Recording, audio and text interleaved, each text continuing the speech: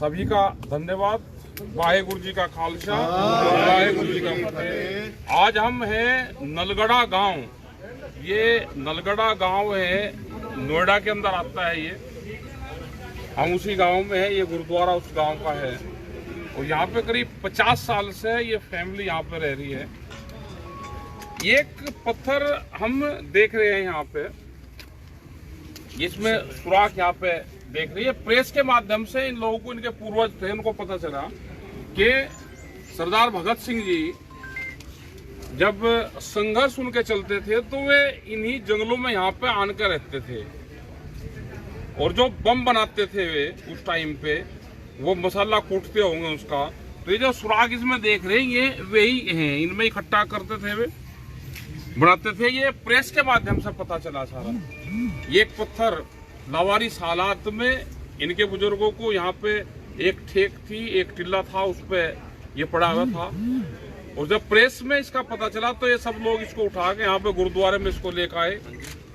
और जब भी देश आजादी की, सरदार भगत सिंह की कोई भी बात आती है, जिक्र आती है, तो ये पत्थर भी उनकी एक धरोहर है।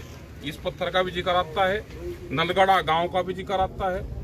अभी बता यहाँ के प्रधान जी ने, सब लोगों ने, कि अथॉरिटी ने यहाँ पे 20 एकड़ जमीन की बात इनको की है कि सरदार भगत सिंह एक पार्क हम यहाँ पे बनाएंगे और उसमें जो इस तरह की भी धरोहर होगी वो उसमें रखेंगे। तो एक ऐतिहासिक धरोहर है। और ये यहाँ पे इस तरह का पत्थर यहाँ पे निकलता भी नहीं। ये ग्रेनाइट टाइप का मिक्स पत्थर है। कैसे आया होगा, कहाँ से आया होगा, ये राजस्थान की कुछ जगह बेल्ट में ये निकलता जरूर होगा, लेकिन यहाँ की पहाड़ियों में इस तरह का पत्थर नहीं निकलता। तो बाहर से कहीं से आया, उस टाइम पे वे लेकर आए। कैसे आया यहाँ पे, कैसे लेकर आए, ऐतिहासिक धरोहर है। और ये इसको संयोग के पूरा जो सिख समाज यहाँ पे, सिख संगत है, ये सर्वों के इसको रखा हुआ है, गुरुद्वारे में ये रखा हुआ है। और आने वाले टाइम पे ये एक शीशे में ग्लास के उसमें रखा जाएगी। और ये तो पूजा का एक किस्म से पूजा की धरोहर होगी हमारे आने वाली पीढ़ी के लिए भी। तो ये दिखाया आज बहुत दिन बाद में इस नलगढ़ा गांव में आए और ये देखने आए। तो इन गांव वालों से और बैठ के सब चर्चा करेंगे, बातचीत करेंगे।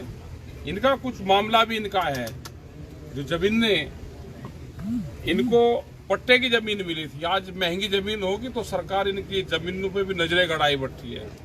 आप देखोगे पूरी जमीन इनकी करीब 700 बीघे, 2700 बीघे जमीन इनकी है और सरकार छीनना चाहती है। ये देना नहीं चाहते। इनकी कभी लाइट काट देते हैं गांव की, कभी इनको वैसे तंग करते हैं। कुछ भूमाफिया भी यहाँ पे हैं जो लगे हुए हैं, लेकिन सिख कौम है, जमीन तो छोड़ेगी नहीं, कभी भी छोड़े। वो तो गुरु गोविंद सिंह जी ने कहा कि भाई पुर्जा पुर्जा कट जाए, 1.25 लाख से एक लड़ाएं, चिड़ियों से कभी ना छोड़े खेत। क्योंकि गुरु नानक देव ने भी खेती की है और टिकैत साहब भी उन्हीं से बड़े प्रभावित रहते थे कि वे लंगर भी चलाते थे और अपने खेत में हल भी चलाते थे। तो किसी भगवान परमात्मा का अगर वो आता है तो गुरु नानक देव जी का भी आता है, गुरु का, कि उन्होंने अपने हाथ से हल चलाया और अनाज उपजा करा, मेहनत करी और फिर लंगर बांट के फिर खाया। 20 रुपए से लंगर शुरू किया, 20 रुपए से लंगर, वो लंगर चलते रहेंगे। और किसान आंदोलन में भी उन्हीं लंगरों का बड़ा बढ़ चढ़ के हिस्सा लिया और हमारे जो बाबे थे उनका सबका बड़ा योगदान रहा। फिर दोबारा आंदोलन शुरू हो, और आंदोलन ही है गुरु के लिए, तो आंदोलन ही है। वे क्या, किसी को जितने भी दिल्ली में गुरुद्वारे हैं सब कोई जाकर छको। तो धन्यवाद जी आप सभी का, और वाहेगुरु जी का खालसा, वाहेगुरु जी की फतेह। चलो जी।